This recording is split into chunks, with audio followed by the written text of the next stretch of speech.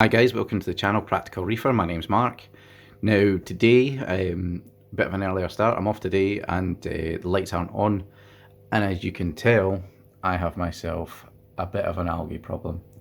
So I had cut back feeding and things. It was all doing quite well and I was still some Vibrant, but the Vibrant wasn't really getting rid of the green hair algae or turf algae, whatever it may be.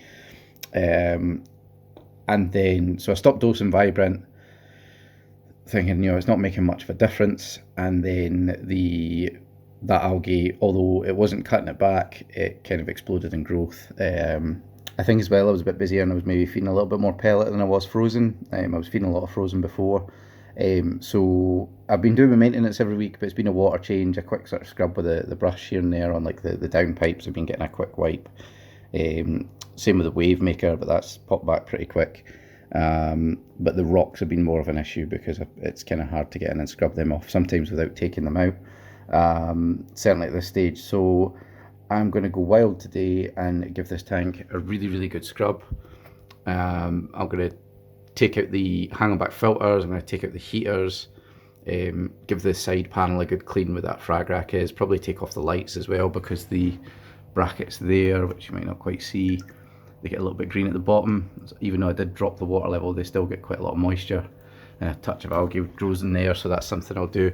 Something I maybe do once every 4 months maybe. I've done this once before where I've kind of had both the hang-on backs out, I've had the heaters out and given them a clean. The wave maker's gone in citric acid, and then I've scrubbed the rocks once before as well. Which is not something I do very often. Well, it's not something I do often at all, and I don't want to be doing going forward, but I think it's just a bit of a hard reset until I get on top of the nutrients. I've got another solution to that which I think should do the job. I'm probably going to take out the macroalgae, potentially, I don't know. They're a good little bit of habitat. There's always like micro brittle stars and amphipods and copepods in them, so I don't know. Hello you. We'll see. This one's always a bit messy. It grows quite a bit. I might give it a good trim back. I might take the scissors to that one, and that one I might just take the brush to it, or give it a trim back as well. That's a really, if it wasn't covered in stuff, it'd be a really nice one. It's great habitat for lots of life. This one kind of spreads a wee bit, but we'll see. That's red hair chondria, and that's Cladiflora prolifera, which is probably one of my favourite ones. The red grapes in the other little tank didn't do so well in here when the algae sort of popped up. But yeah, going to give it a massive big scrub today. Going to clean the wave makers, the heaters, the hang-on backs. I'm going to get the citric acid out. Probably going to try and scrub some of these rocks just to do a bit of a reset, and then I'm going to try again at keeping on top of things, and I need to start testing more as well. That's absolutely a thing I need to do more of. Nitrates and phosphates, however, I was always getting close to zero readings because of that little bit of algae, and obviously I've been adding a little bit more food lately, and then the algae is just taking that up. But it's one of those things, like, I could have been doing the testing, but you kind of know what's happening when you look at it. Maybe I could have foreseen a little bit more, but I was still getting zero readings all the time, which was the thing. I was kind of those false negatives. So we'll see how we go. I'm going to give this a good scrub. I might do a little bit of time lapses and stuff as well. I'm going to might fill a little smaller fish tank with citric acid and put the hang-on backs and the heaters in it and the wave maker, and go to town on the back glass, the side glass there, which doesn't get a whole lot of attention, although the cleanup crew have been doing quite a good job with it, and the Vibrant for a while there when I did have it on. And we'll come back and see what the tank's like. So guys, going to town a bit. Wave maker's still in, just agitating the surface and keeping things floating around. I've scraped all the algae, which you can see floating around the tank, which is a bit of a pain. The filters aren't in there, but I'll get that. I've not done the water change yet. I've wiped all the back here. There was lots of salt creep underneath the hang-on back filters. The heaters are out, and everything is running in a 30 litre pink tub. So that's filled with, it's got 4 protein scoops of citric acid. I reckon it's about 200 odd grams and about 20 litres of water. So everything that's in there. I'm going to actually scrub it as well, but I just thought I'd run the filters in the citric acid. The heaters are off.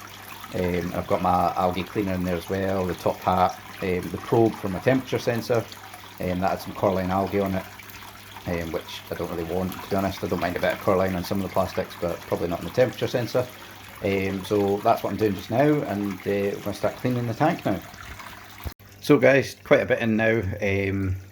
That's one of the filters totally cleaned, and I've taken the power head out to just to allow it to keep flow in the tank and keep oxygen in the water, and hopefully start pulling out some of the algae that I've been scraping off. Scraped the back wall. What I've just done is emptied a whole bucket, which would normally be a full water change there, and I have vacked all the bits of gravel that I wouldn't normally get to. Well, that's a snail, it's not a bit of algae. Yeah, just these bits. There's normally heaters here, there's the hang-on back filter, and I've got this frag rack that normally sits here, so I've had a good vac of this gravel. There's so much crap that's come out. And also I've been working on the rock, so this brush here, been absolute godsend. Nylon brush, so no metal in it, but very, very stiff, and it's been great for just attacking that here algae. I do really need to get to the root of the problem, but it's a good reset, and I've got some other rocks to finish off shortly, but yeah, much cleaner, really happy. Filters come out a dream as well. We'll come back in a little minute. So guys, here we are a few hours later. Probably one of the biggest suspects was this bit of rock had loads of long green hair algae on it. Same with this one, had some appear in it in the back of this rock as well. There's still a few little bits there. That's actually a snail at the back. Heaters have all been cleaned in citric acid, they're all brand new. The wave maker's the same, although it's sucked in some bits of algae that's been floating about the tank. All the sand bed has been either vacuumed or stirred like mad with the long algae scraper. There's a few still bits here and there, but obviously I'm trying not to kill. There's some clove polyps in there that I'm not want to kill by scraping the hell out of it. We used the, I showed it earlier, the nylon bristle brush and just took everything back, so a bit of a hard reset. Obviously need to work on the cause of the problem, and this not be the solution all the time, because it's quite a bit of work, takes a lot of time to do, and the frag rack will be going back in shortly as well. Things are just getting back up to temperature, so that's got tossed into the other little tank just temporarily. But yeah, tank's looking a lot better. We'll get some more video in a little bit once everything's settled down again, and I'll let you see that. So guys, this is 24 hours later. Now, this is my second attempt filming this, but what I actually did is I switched off the blue, or turned down the blues and turned up the white, so you can see it a lot better. It looks much nicer on camera, and you can see the way the rocks are, so that's better. What I did mention in the previous bit, I was talking about the things getting up to temperature. Now, what I mean by that is that the temperature dropped by maybe 2 degrees while I was working on the heaters in the tub with citric acid. So they weren't in the tank, and then also the water change water was a bit colder, so overall the tank temperature dropped by maybe about 4 degrees. So it was about 22.5, I thought, no, it was about 22, so about 3.5 degrees. So there was no big issue there, everything was quite happy. It was only for a few hours, and then obviously once the heaters went back in, it got back up. So what I did yesterday, once the hang-on back filters were removed, the heaters were removed, the wave maker was removed, at slightly different times, there was always something in there providing flow. The back glass got a really good clean, so you can see there it's absolutely pitch black, so it's perfect, no algae on there. And then what I also did with all this equipment removed was I vacuumed the sand up the back, which I normally struggle to do because of all the equipment. And I also vacuumed the sand up the right hand side here, so that got a good vacuum, which it normally doesn't get. As you can see there, and I also vacuumed the sand in the, so you can see up the back there, it got vacuumed, and then also where that rock is, that got pulled out and vacuumed in there. So that was kind of maybe a sort of diagonal across the tank, the back and the right hand side. What I did with the rest of the tank, now the main rock work at the back, that got scrubbed in place with the nylon brush. It did pretty well. Same with this one, a couple of bits there that I've kind of left because there's clove polyps in about, which I'm trying not to tear off with the brush. You'll see there the macroalgae's got a bit of a haircut as well. That one maybe got a bit too much, but it'll grow back. Same with this one, it'll grow back as well. There's quite a bit in there. These two arches, they actually got pulled out. Now the zinnia's attaching to that one quite well now, so soon the frag plugs will go. So that one got pulled out and given a good scrub, and that one got pulled out and given a good scrub as well, which is why that GSP's closed. It was a little bit abused yesterday because there was about 2-inch long hair algae on it. And the same with this one, it got a bit more of a detailed scrub with a toothbrush because there was a little bit of algae in between the polyps. Now when I did pull those out, I then took my long algae scraper and I gave the sand a really good stir up this sort of front and left hand side. So everything that wasn't vacuumed got a really, really good stir. Now what that did is put everything up into the tank. Now I do maintain my sand bed, so I wasn't worried like a lot of people, they say, oh, it can kill your tank. I do normally vacuum it anyway, so there's not huge amounts of detritus and you know, stuff that could kill the tank basically trapped in there. There was just, you know, detritus as normal.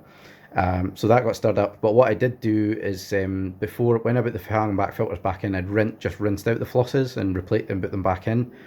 And then 6 hours later, or later that night, I then replaced the flosses and the filters because they were filthy from everything that had been stirred up. So it was just to take out those all that detritus out of the system itself. Just checking my notes here. So yeah, I scrubbed all the rocks. All the equipment went into citric acid, as I was saying. So there was about 4 scoops, it was like 4 protein scoops into 20 litres of just tap water. So it's probably about 200 grams of citric acid, so about 10 grams per litre was quite good. I ran the filters in it and I just sat the heaters in. I also did the nozzles for the ATO. I did the wave maker, which has come out like brand new, although there's a few bits of algae being sucked onto it. But detritus just sitting on top of it there. So they all got a really good clean. I cleaned the clips for sitting the lid on, and I also cleaned the brackets that the lights sit on, because they get a bit of moisture in between the glass and the bracket, and then a little bit of algae grows in there as well. I cheated a little bit, so all the zoas got dipped in hydrogen peroxide. I just thought, if I'm trying to, if I'm trying to get rid of all the algae, they weren't too bad, but there was a couple that had a few bits on it, so I thought I'll just, I think they weren't fed, again.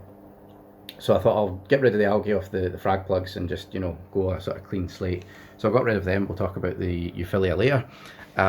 What I did do with that, I cheated a little bit though. I had the old frag rack with all the frags on in my little frag tank, and I put a brand new frag rack in, which was exactly the same. I bought a few weeks ago off of AliExpress. They're about £10–15 for, I think it's a 32 hole frag rack, and with the suckers they're actually quite good, and they tighten on and it's never fallen off, and it's absolutely full of frags. So as I was dipping them, I was taking them out of the old frag rack, dipping them, popping them onto the new rack, and it was nice and easy. And then I just dumped the old frag rack into a bucket of citric acid, and I got that cleaned, and that's ready to go in again another time. One thing I would say as well, with cleaning the filters with these All Pond Solutions 600-HO filters, I would always recommend putting a little bit of Vaseline on the O-ring, because I took these apart one time a few months ago, and I thought the tank was leaking because I had salt creep all around the bottom edge and around the bottom there, and it turned out that there was salt water getting past the O-ring, which was a bit of a pain. I only take them apart every 3 or 4 months just to check the impeller and just give that a quick clean, which doesn't really get that dirty, to be honest. I could probably leave it for a lot longer, but it's nice just to check on things. They get cleaned every week in terms of the sponges, but every 3 or 4 months I'll take them apart and give them a proper clean. But yeah, definitely a little bit of Vaseline. It's reef safe, and it just stops any water getting past the O-ring. It's just maybe not the tightest fit on those, but for a £12 filter, still quite happy. So dip the zoas. Now, so the big thing here, I don't want to be doing this all the time. I don't want to be, you know, having to do these big deep cleans on my tank, as much as I do quite like it, and it, you know, it looks good afterwards. But we shouldn't be getting to this point. What I have noticed, and kind of it was something I was looking to do anyway, and it's kind of reaffirmed or confirmed my sort of theory, is this tank is almost duplicated right next to it. So I've got the same hang-on back filter, slightly different heater, no wave maker. Obviously it just doesn't have the redundancy. So I've got a little baby mollies in here. Now this hasn't been scraped for, well, it's probably weeks, because I can't get the scraper past it. And the same, you know, this same here, it's not getting the same amount of light. But then on this side, it does get sort of daylight, and there's the bulb above it. Now it doesn't get scraped as much. The top here's been scraped last night, to be fair. But you know, this is the corner which maybe the scraper doesn't quite touch. Try and see that there. It's not that bad. What the difference is with this tank is I've got chaetomorpha, and it seems to do a really good job of keeping algae down. And you can see, like there, like these don't get clean. You know, the frag tiles have been in there for weeks and weeks now, and you know, they've got a bit of a green to them. And the same with the frag plugs and things. You know, there's a couple of bit there. I think that's been there from well before. But you know, the floss has been there for a couple of months. That was to try and stop algae in the first place, excuse the focus, which isn't getting covered in algae now, so it's kind of finding a nice balance. And this gets fed really, really heavy. I'm putting 3 large pinches of the Vitalis pellets in for these little baby mollies, just to feed them multiple times a day, so they're well fed. I don't want them starving. So that's the big difference. So what I'm actually going to be doing is taking one of these hang on back filters, probably going to put a little bit of a guard in it so the algae doesn't flow out through the front, and I'm going to turn that into a hang on back refugium with Chaetomorpha or Cheeto or whatever you want to call it. So I'll be modifying one of those in the next few weeks, and hopefully that'll help me with the battle against the green hair algae.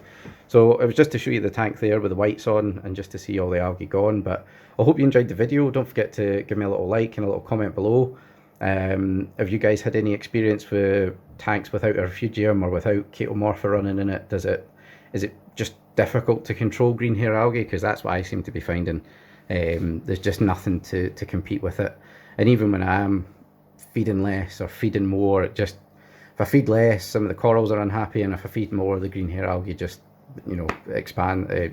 pops up and goes wild. So that's the plan, is to go with a hang on back refugium. So hope you enjoyed the video, guys. Don't forget to give me a little like and comment below, and I'll catch you all next time.